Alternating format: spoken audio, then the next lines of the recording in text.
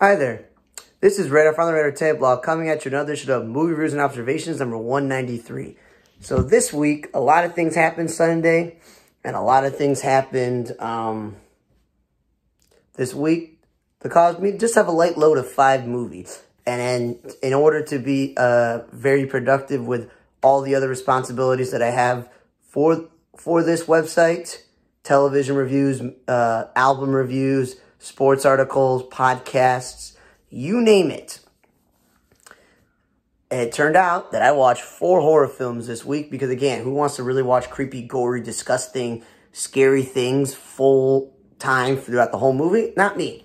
So the first movie I watched was Megan, about that AI doll. So again, we've had Chucky, you got from like Goosebumps, and then we got all these living creatures that are like toys that come to living, and it's like, okay, cool, been there, done that. This one was like, we make one where she's an AI, where she can have a conversation with the child and update information from the internet and blah, blah, blah, blah, blah. Like, again, replacing the need of other people in life. And of course, she got really possessive and was like, I gotta take care of her. And of course, like a lot of horror films, the doll starts killing people. Whoop-de-frickin-do. It only really got good for the last 10, 15 minutes. And again, it was Ronnie Chang, this stand-up comedian. It's pretty funny. He was like her boss. And this Allison Williams is the lead lady because the whole point is she doesn't really have time to take care of her niece after her sister and brother-in-law die in a tragic accident. And she's like, well, if I make this robot take care of her, then I don't got to worry about taking care of her and stuff. So it was not that good. I just thought maybe the last 10, 15 minutes when,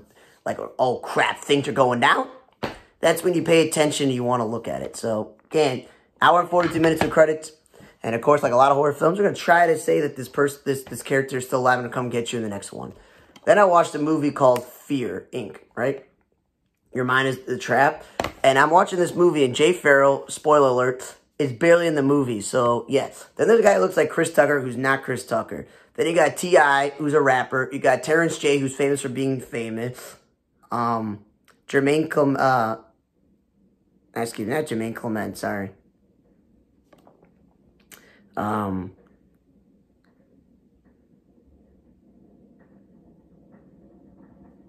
Yeah, I think it was him in this movie. Point is, I like this movie better than all the other horror films that I watched this week. And this premise is, you know, they're playing a board game, and with this board game, it's not called Fear and Fear, where they're playing this board game, and oh, that was another one, sorry. Completely different one. I'm so sorry. This one was the one where, have you seen those movies where it's all black people and there's only like one person in the movie, and it's a white guy, and this white guy was in like how to you know, like think like a man, like those movies and stuff. You're like, cool.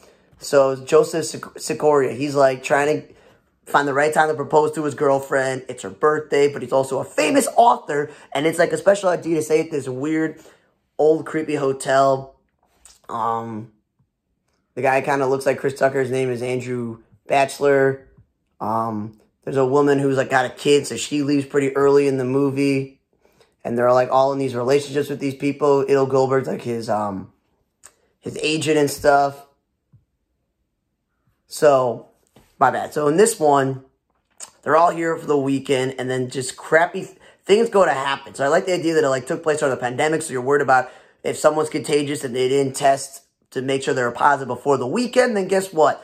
Maybe we want to isolate them. And then there's all like this news saying it's so bad out there. That's why the lady left really early, and they're like, man, there's this pandemic thing out there. You can't even go outside. And then slowly but surely, people are dying right and left in the movie, and you're like trying to figure out, well, who's going to survive? There's only one white guy, and the whole racist thing is always a black person dies first. Well, again, if there's only one white person, there's only 2 white people in the movie, let's do the reverse. Let's have them die. So I thought it was pretty interesting that like I recognize a lot of these actors by face, and that had to do with the pandemic and a group of friends and them all turning on each other. And then they realized, well, there's nothing bad happening outside. It was all this hotel that apparently they've been doing this for years, blah, blah, blah, blah. So I was like, you know what?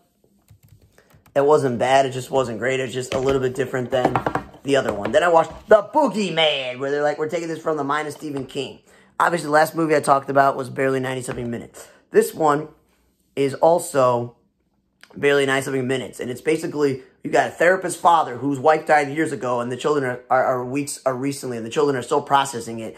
And David Dastmalchian from MacGyver and DC Gotham and DC and Marvel films and everything else you can your name on is apparently saying his kids have died, and they all think it's his fault under mysterious circumstances, but it's really the boogeyman. Woo! Really stupid.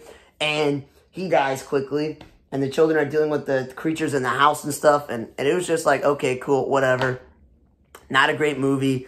Not the worst movie. But again, not too long of a movie either. Then I watched Angry Neighbors. Which, again, kind of cringe. It was 90-something minutes long. It was weird. This Frank Langella dude is apparently this amazing author. And with him being this amazing author, he lives on this little island by himself where... unfortunately, lives across the street from some rich guy where Bobby Cannavale is like the head of his like construction crew and stuff. And he's got to deal with all the people making construction in this small little town by the water. His wife, played by Stockard Channing, is not in the picture currently because, again, he has his own weird things that he does on this island as he tries to make books and stuff. And his dog is played by Cheech Marin, where he voices the dog, so that's kind of interesting. There were some other characters throughout this movie that I may have seen before. And the whole movie is him, like, realizing maybe, just maybe, some of his weird quirks and things he does is turning off, like, people around him. His wife doesn't want to be around him. His kids don't want to be around him. They're kind of worried about him. What does he want to do? You know, so it was quirky. It was interesting. It just wasn't that great. And I felt like Bobby Cannavale, who I like from Third Watch and plenty other films and TV shows, I kind of wasted his time. No offense. So, again, pretty dumb, cringe, weird thing. And the fact that they gave it R is interesting because this was just dumb and stupid. It wasn't actually, like, inappropriate or anything. It was just kind of a waste of a time. But apparently it's on a best-selling book called Lapram Rising. I don't know. Then I watched, the last movie I watched of the week was called VHS 99, VHS Goes to Hell. Certified Rest by Rotten Tomato. It's 109 minutes with credits and a little bit in the credit scene. But it says, a thirsty teenager's home video leads to a series of horrifying revelations. So it's 5 little short films by different people. One's like a game show, and then like Revenge of the Game Show. Then it was the gravesite of where this band died. Let's go there and do it. Then it's like a prank goes wrong with putting a girl in the coffin. And then there's a seance that goes wrong and stuff like that. It was like, okay, cool, whoop-de-doo, interesting idea. There's like other tangents throughout it. And it's just like, okay, I feel like that I may have seen this movie before. Because it just seems kind of like something I may have seen before. But, again, I just thought it was okay. Obviously, we got, you know, the people in the band doing that thing, and then we got the coffin thing, and then they got the like, you know, the game where you do a bunch of challenges and stuff, and it comes back to haunt you and stuff, but there's like a wish, you know, like, again, that's interesting. And then there's the kids who are looking at the good-looking woman across the street, and they put like a webcam in her computer so they can watch her strip, but she turns out to be like Medusa. And again, it's just like, okay, pretty cool. Not bad. I just thought it was, you know, interesting enough. The type of movie you can put on in the background and go, oh, cool, what's going on there? They're doing it through the lens of VHS recording tape. So overall this week, I did it to myself, depending on how much time I have and how productive I want it to be, that I saw 4 horror films and 1 cringe comedy, and all of them, not that good. This is what it is. The only one that I thought was interesting was Fear, because I was familiar with the cast. It dealt with not just the pandemic, but also just horror in general. So, whatever. Thanks again for listening to Movie Reservation number 193. For On the Red Table, I'm Radar. See you guys next time.